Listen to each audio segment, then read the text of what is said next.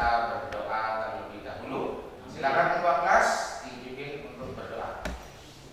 Bersiap, berdoa mulai. Berdoa selesai.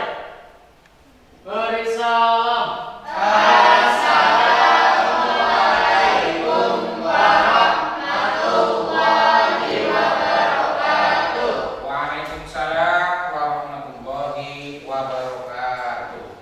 Baik anak-anak, Bapak akan melakukan pengecekan dulu presensi. Apakah di antara teman kalian ada yang tidak masuk hari ini?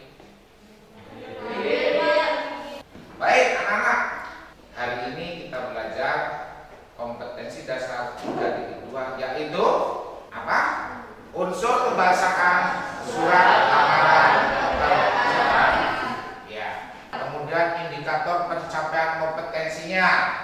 Ya, ada 5 indikator pencapaian kompetensi. Yang pertama, menentukan unsur kebahasaan surat lamaran pekerjaan. Yang kedua, jelaskan unsur kebahasaan surat lamaran pekerjaan.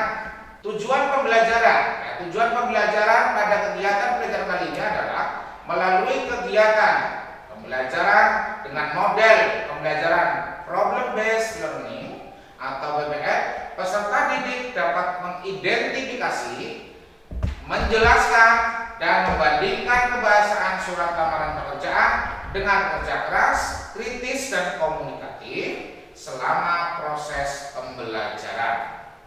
Kemudian selanjutnya, sebagai pemantik agar kalian di dalam melaksanakan kegiatan pembelajaran itu lebih mudah, kemudian tereksplor pengetahuan kalian, maka akan Bapak tayangkan video yang ada sangkut pautnya dengan unsur kebahasaan surat lamaran pekerjaan.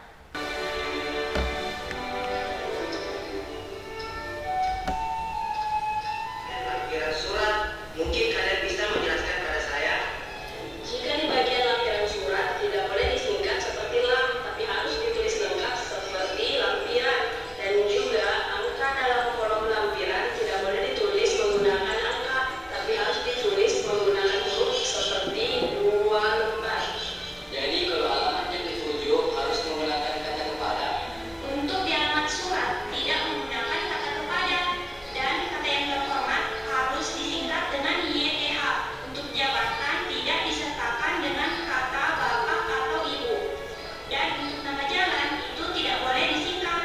Bagaimana salam pembuka dan penutup surat? Nah, kalau yang itu begini. Pada bagian salam pembuka surat, penulisan dengan hormat tidak menggunakan huruf kapital, kecuali huruf D pada kata dengan, dan diakhiri dengan tanda koma setelah kata hormat.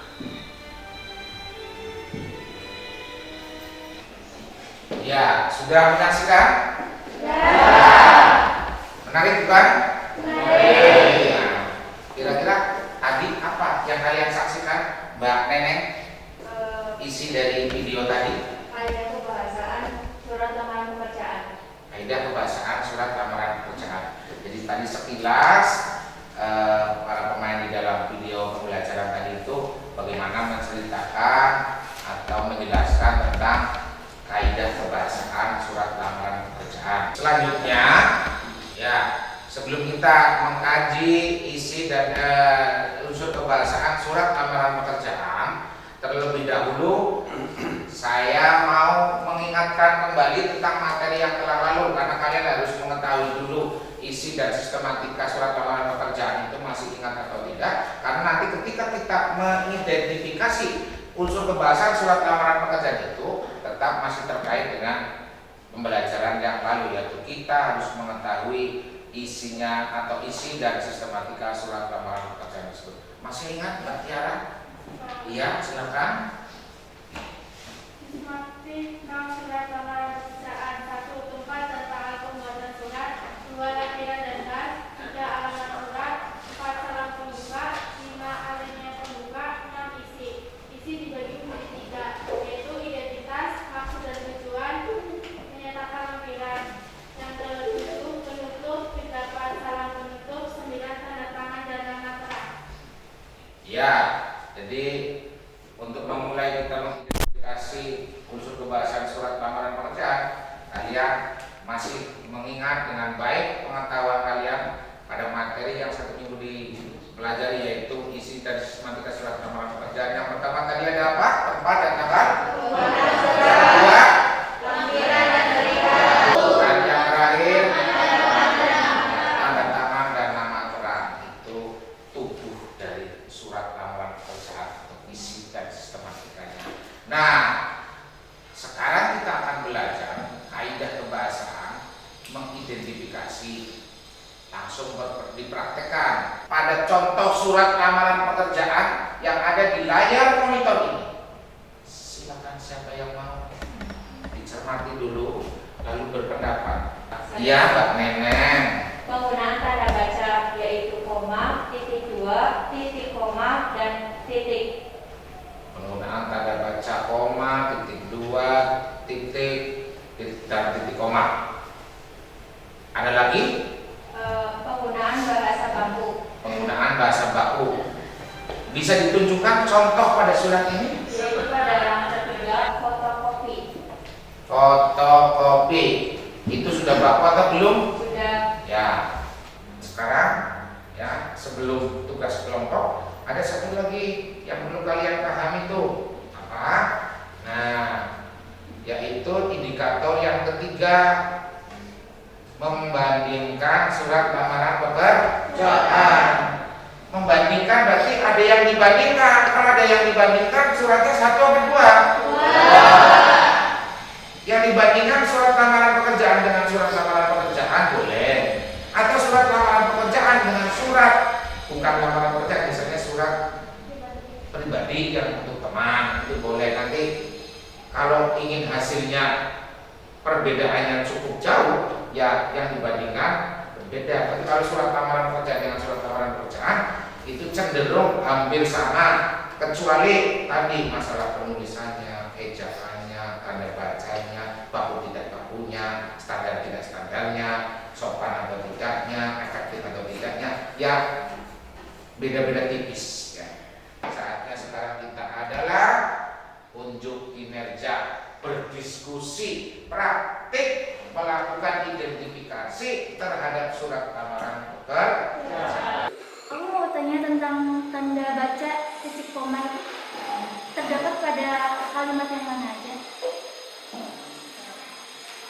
Jadi penggunaan tanda baca titik koma itu harus pada kalimat perincian, yaitu berikut dokumen yang diperlukan sebagai bahan pertimbangan. Yang pertama, daftar riwayat hidup, titik koma, dan yang seterusnya titik koma, dan yang paling terakhir itu titik.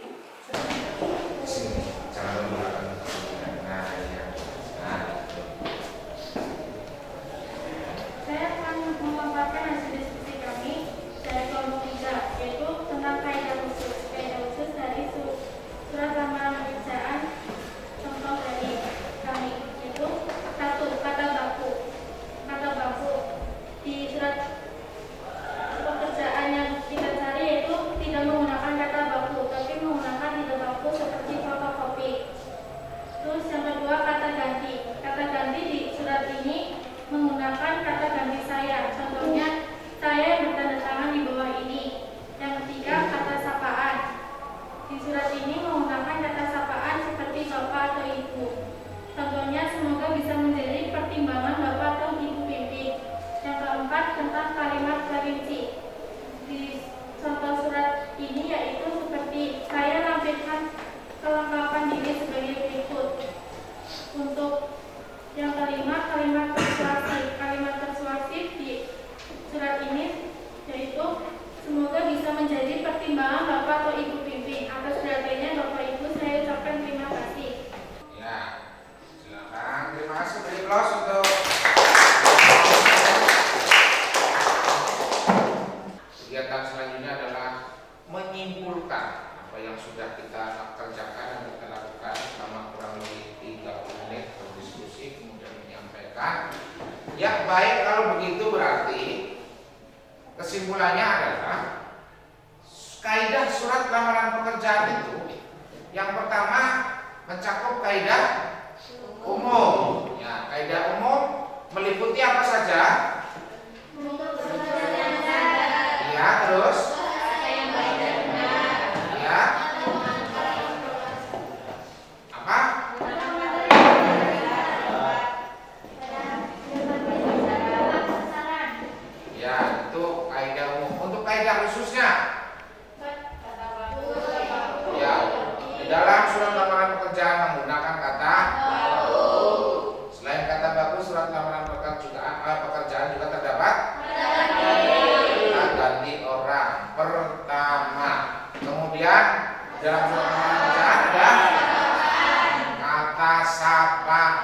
selain itu surat lamaran pekerjaan juga mengandung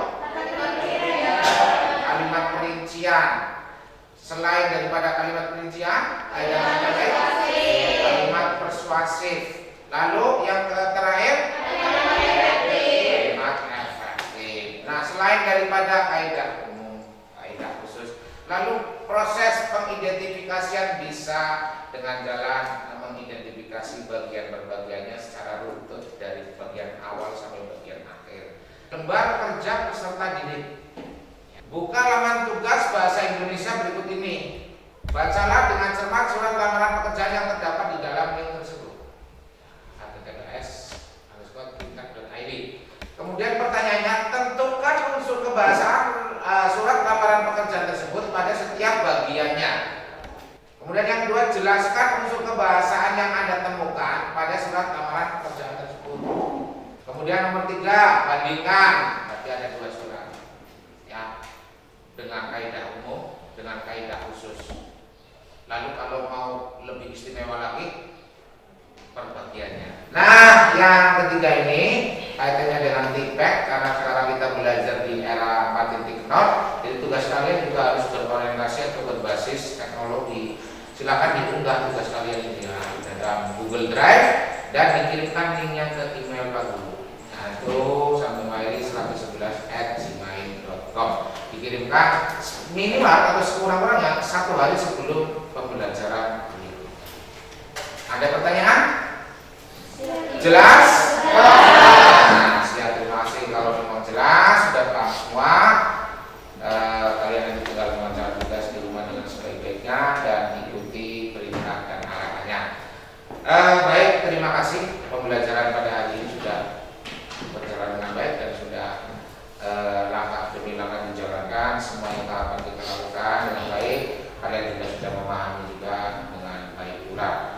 Nah, untuk sebagai refleksi, maka saya harapkan pembelajaran kali ini bagi yang belum bisa terlalu memahami, nanti lebih ditingkatkan pembelajarannya, lebih diperbanyak latihan melakukan identifikasi unsur kebahasaan surat lamaran pekerjaan. Dan untuk persiapan pertemuan yang akan datang, jangan lupa kalian masih membaca materi seputar surat lamaran pekerjaan. Tetapi untuk KD yang ketiga itu kita akan praktik. Jadi yang pertama masih teori, yang kedua hari ini juga masih pemahaman, masih teori, masih pengetahuan.